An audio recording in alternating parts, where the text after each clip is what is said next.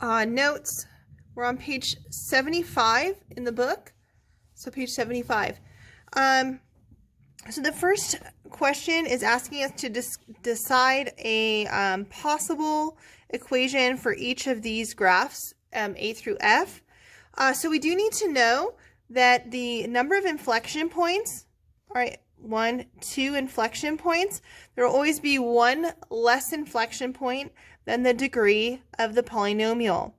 So, for example, if the degree of the polynomial is a degree 2, like an x squared, there will be exactly one inflection point, right? So there'll be one inflection point. In a quadratic, there is exactly one inflection point right there. Now, this has 2 inflection points. This tells me that this is a cubic of some kind.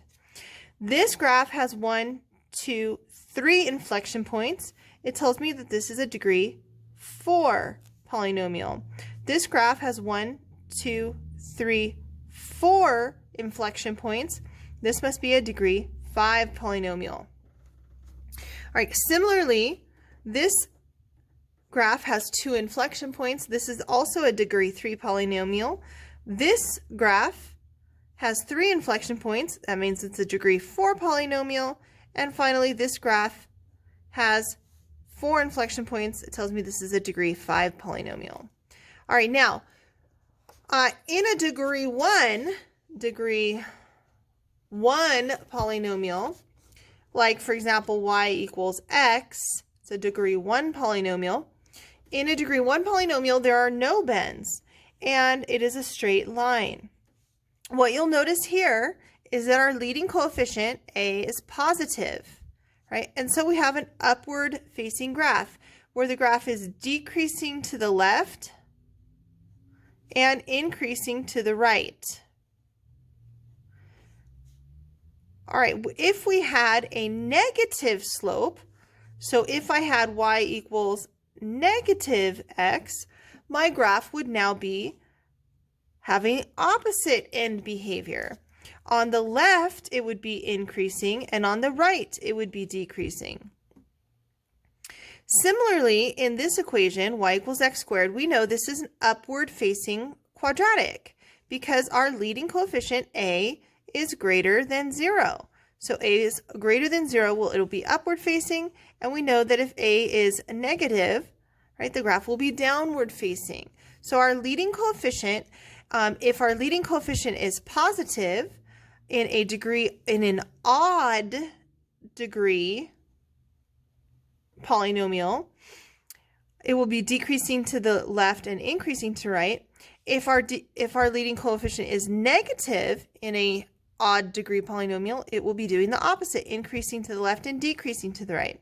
In an even degree polynomial, like a square, if the leading coefficient is positive, it will be upward facing, and if the leading coefficient is negative, it will be downward facing. Based on that, over here, I can tell, since my end behavior is decreasing to the left and increasing to the right, our leading coefficient is positive. In this case, we have an even degree polynomial. So in this case, our polynomial is downward facing, a must have been negative. Again, this one, right, decreasing to the left, increasing to the right with an odd degree, this a had to have been positive. And similarly, in this case, since it's now switched its end behavior, a must have been negative. This one, the end behavior has switched as well. It's upward facing, a was positive. And finally, a must have been negative because our end behavior switched.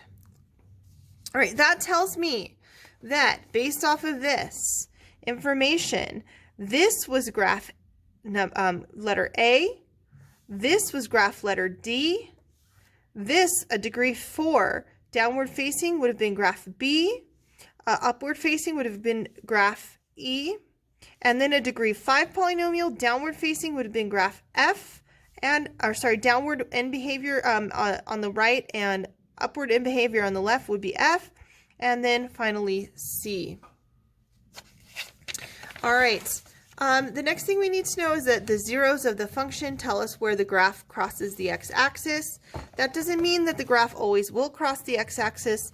It just tells you if it does that those will be the zeros of the function. So for example, this function has zeros at x equals -3 and x equals 3.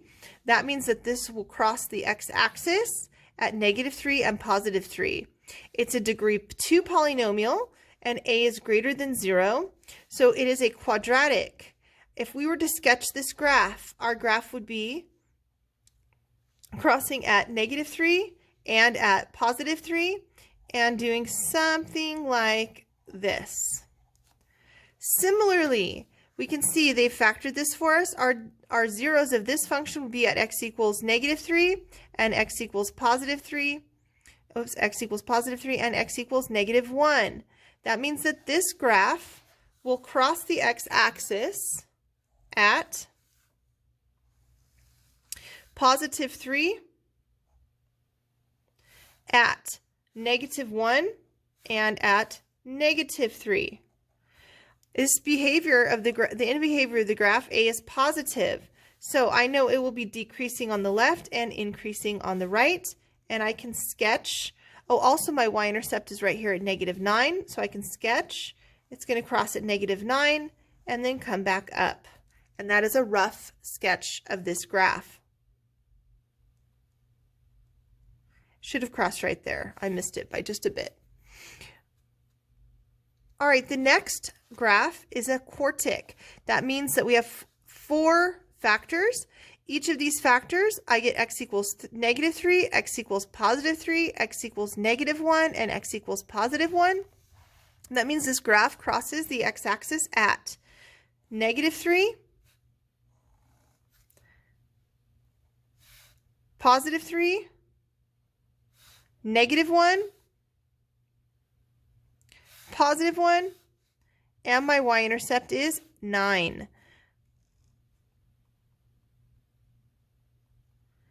When I sketch this graph, the leading coefficient is positive, a is greater than 0, so I know my end behavior is increasing to the right, increasing to the left.